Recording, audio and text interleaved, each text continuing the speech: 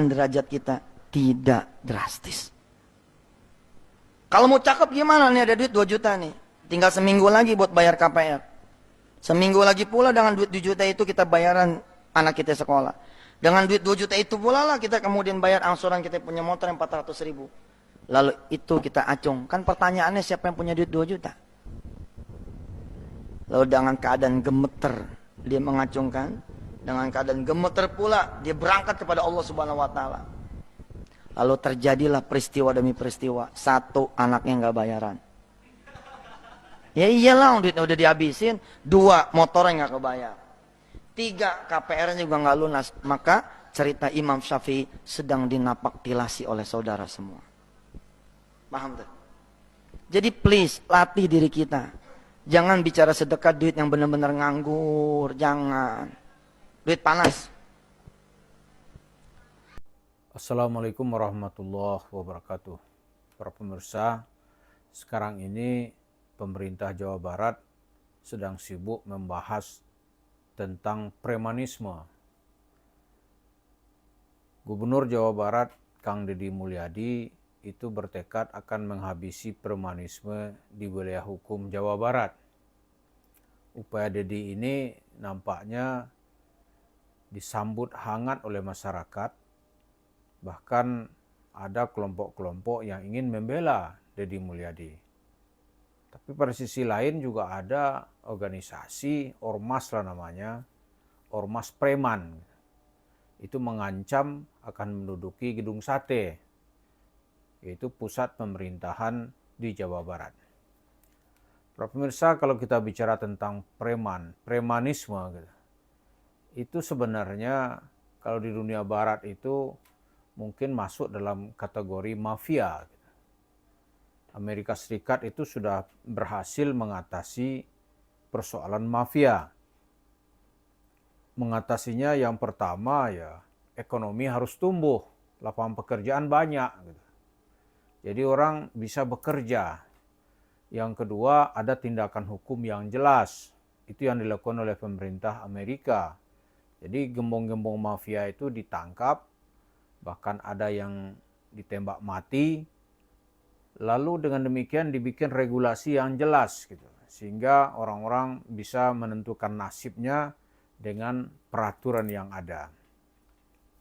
Kalau kita bicara preman ini, ya misalnya ya, kalau orang pergi ke Sumatera, pakai truk, itu udah tahu itu masyarakat tuh, sopir-sopir truk udah tahu tuh dan berapa yang harus disiapkan di jalan sebagai jatah preman.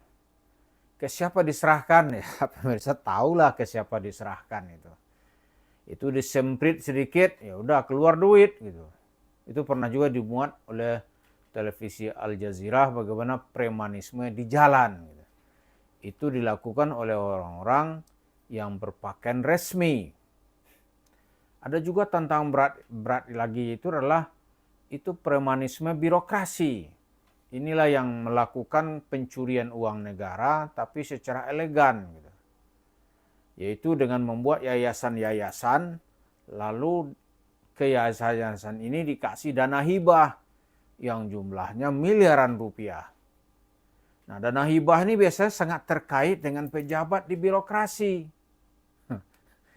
Kata Deddy Mulyadi itu juga premanisme akan ditindak. Nah, bagi kita yang penting sekarang ini untuk mengatasi preman ada juga namanya preman berjubah atau preman ustadz. Ya, ustadz berbaju preman atau preman berbaju ustadz itu nanti membuat cerita-cerita agama untuk mendapatkan uang dari masyarakat.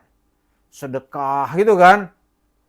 Tapi bukan berarti orang tidak boleh bersedekah, tapi dia menggunakan instrumen sedekah untuk kekayaan pribadi.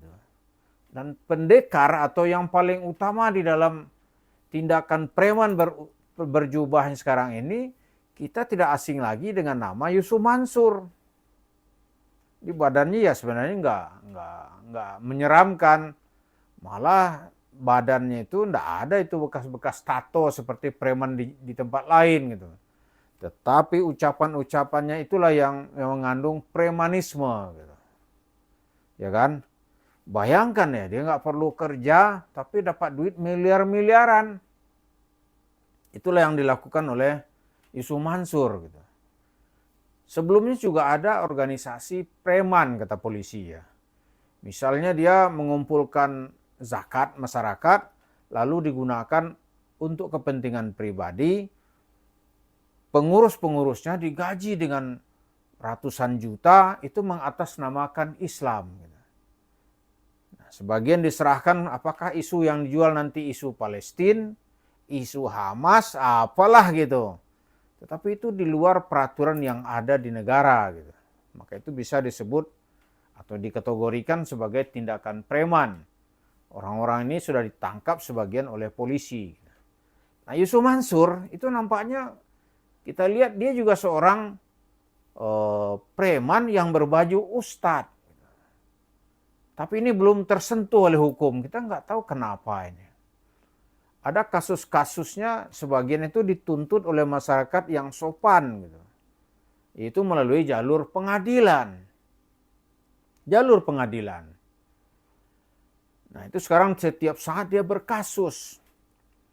Sebenarnya ya Yusuf Mansur itu kalau dilihat dari kasat mata ya preman lah. Jualannya itu bisa rumah tahfiz misalnya nih. Ya kan? Dia menjual cerita rumah tahfiz bagaimana orang bisa menghafal Al-Quran di rumah tahfiz. Padahal itu semua ceritanya omong kosong. Gitu. Nggak ada 7 bulan maha tahfiz itu orang hafal Quran. Gitu. Saya belum pernah dengar ya. Lalu yang menyesakkan dada, cerita Yusuf Mansur ini adalah yaitu cerita bisnis pakai label-label nama syariah, pakai label-label nama umat, pakai label Islam. Gitu. Begitu orang percaya, di sana itulah kehancuran terjadi. Dan itu setelah dilakukan dan terus dilakukan oleh Yusuf Mansur, dengan cara itu dia mendapatkan uang yang sangat banyak. Bahkan cerita ibadah pun dia jual gitu. Dia jual untuk mendapatkan uang. Contohnya apa? Itu sampai sekarang nggak jelas tuh rimbanya itu. Katanya kan paket umrah berjamaah. Nah, kan gitu kan. Dia bikinlah koperasi juga adanya koperasi Indonesia berjamaah.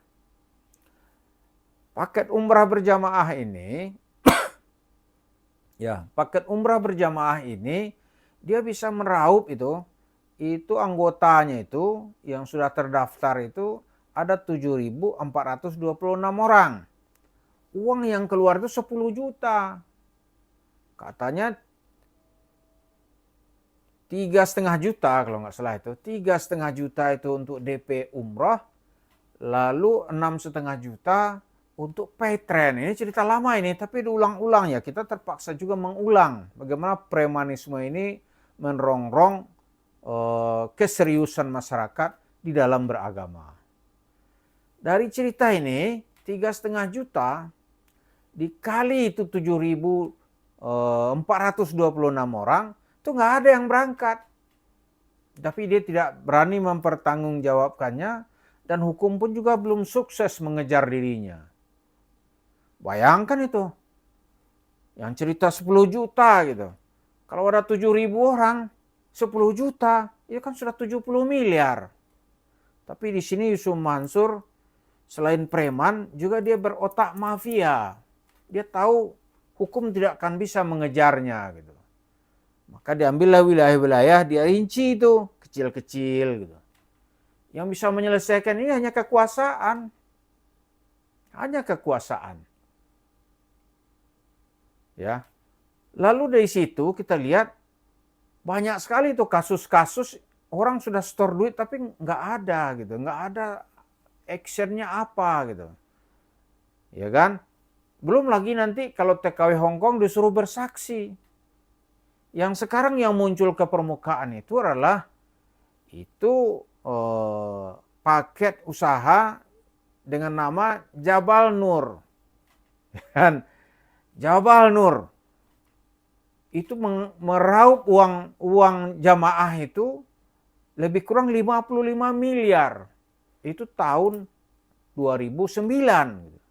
Oh dari situ status sosial Yusuf Mansur naik.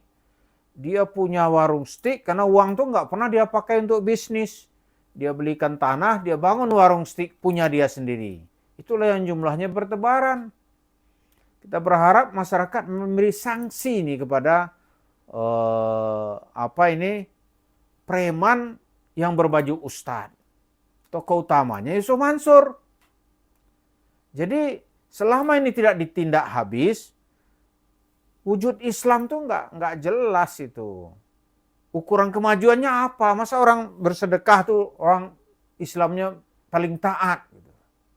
Ya kan? Itu yang terjadi sekarang. Maka kita minta kepada semua pihak ya, sekarang yang sedang terang-terangan mau membantas preman itu adalah Kang Deddy Mulyadi, Gubernur Jabar. Di dalam disebut Bapak Aing. Salah satu channel itu Bapak Aing. Nanti kita laporkan ke Bapak Aing. Nah, kita berharap preman-preman ustadz ini juga ditumpas, gitu. Jangan hanya yang ditumpas itu preman ormas atau preman jalanan, gitu.